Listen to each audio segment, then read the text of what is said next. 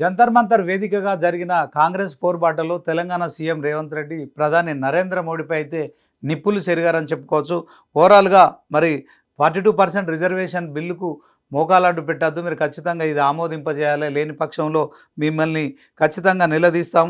100 మందికి పైగా పార్లమెంటు సభ్యులు వచ్చారు, వేలాదిగా తరలి వచ్చిన ఇక మిమ్మల్ని అందరినీ చూస్తే మీ సంపూర్ణమైన మద్దతు మాకు దొరుకుతుందనే విశ్వాసం కలిగింది కనుక రాహుల్ గాంధీ ఇచ్చిన మాట ప్రకారం మేము తెలంగాణలో ఈ బీసీ బిల్లు విషయంలో ముందుకెళ్తున్నాం. కులగణన కూడా పూర్తి చేశాము.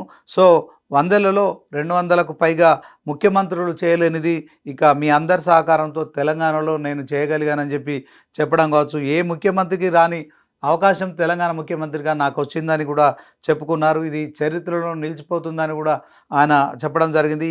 మరి ఈ అవకాశాన్ని అందిపుచ్చుకొని కులగణనతో పాటు మరి బీసీలకు రిజర్వేషన్లు శాతం పెంచే విషయంలో చట్టాన్ని చేసే క్రమంలో ఢిల్లీకి సవాలు విసిరాం. సో మొత్తానికి మన పోటీ, మన సవాలు రిజర్వేషన్లకు అడ్డపడ్డ కేసీఆర్ లేకుంటే బండి సంజయ్, కిషన్ రెడ్డి కాదు, రామచంద్రరావు అంతకంటే కాదు.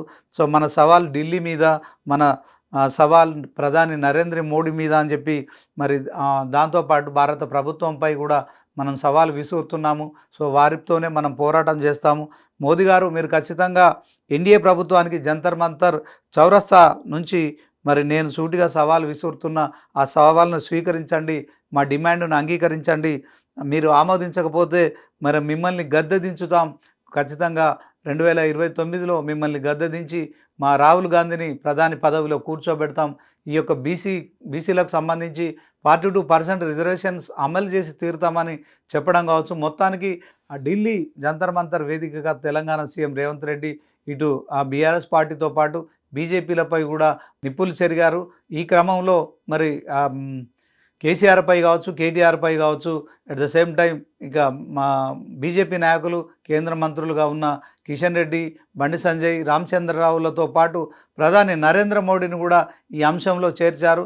సో బీసీ 42% రిజర్వేషన్ అమలు చేసే విషయంలో తెలంగాణ ప్రభుత్వం కులగణన ప్రక్రియ పూర్తి చేసింది. సో దీంట్లో మీరు అడ్డుకోవద్దు, మీరు సహకరించండి. బీసీలకు తరతరాలుగా అన్యాయం జరుగుతోంది. 100 ఏళ్ల క్రితం కాంగ్రెస్ మాత్రమే కులగణన చేసింది. ఇప్పుడు తెలంగాణలో ప్రభుత్వం వచ్చిన తర్వాత మరి రాహుల్ గాంధీ ఇచ్చిన మాట కట్టుబడి మేము కూడా చేసాం. మీరు కూడా బీసీలకు అన్యాయం చేయొద్దు, అందరం కలిసి ఖచ్చితంగా బీసీలకు విద్యా ఉద్యోగ అవకాశాలతో పాటు రాజకీయాల్లో కూడా రిజర్వేషన్లు ఇవ్వాలంటే 42% రిజర్వేషన్స్ బిల్లును మీరు ఖచ్చితంగా పాస్ చేయాలని చెప్పి కేంద్రం ముందు మరి ఒక సవాల్ అయితే విసిరారు.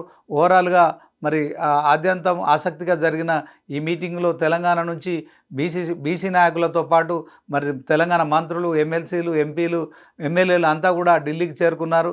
సో ఢిల్లీలో జంతర్ మంతర్లో ఇవాళ మరి కాంగ్రెస్ పోరుబాటు అయితే సక్సెస్ అయిందని చెప్పుకోవచ్చు. దీనిపైన ఇక బీజేపీ ఎలాంటి నిర్ణయం తీసుకుంటుంది, మరి కాంగ్రెస్ చేసిన పోరుబాటకు తల వంచి ఖచ్చితంగా 42% బీసీ రిజర్వేషన్ల విషయంలో మరి ఇది రాష్ట్రపతి వద్ద ఉన్నా కావచ్చు, తర్వాత గవర్నర్ ద్వారా మరి కేంద్ర హోంశాఖకు వెళ్ళిన ఈ ఏదైతే అది అసెంబ్లీకి సంబంధించిన ఆ బిల్లు విషయంలో కావచ్చు, తర్వాత మరి గవర్నర్కు ఆర్డినెన్స్ ద్వారా పంపించిన దాంట్లో కావచ్చు, మరి గ్రీన్ సిగ్నల్ ఇస్తుందా లేకుంటే బీజేపీ ఎలాంటి వైఖరితో ముందుకెళ్తుంది, లేని పక్షంలో తెలంగాణ కాంగ్రెస్ మరి ఇప్పటికే రాహుల్ గాంధీ చెప్తున్నారు, తెలంగాణ సీఎం రేవంత్ రెడ్డి చేసిన కులగణన మరి చాలా బాగుంది, దీన్ని దేశవ్యాప్తంగా తీసుకెళ్తాం, బీసీలకు ఖచ్చితంగా న్యాయం జరగాలంటే ఇదొక జనగణన జరగాల్సిందే, బీసీలకు రిజర్వేషన్లు ఉండాల్సిందే, దీన్ని దేశమంతా ఉద్యమం అలా తీసుకెళ్తామని రాహుల్ గాంధీ చెప్తున్న నేపథ్యంలో, రాహుల్ గాంధీ దేశమంతా కనుక ఉద్యమం తీసుకున్న నేపథ్యంలో బీసీల నుంచి కొంత బీజేపీకి వ్యతిరేకత ఎదురయ్యే పరిస్థితి ఉంటుంది కనుక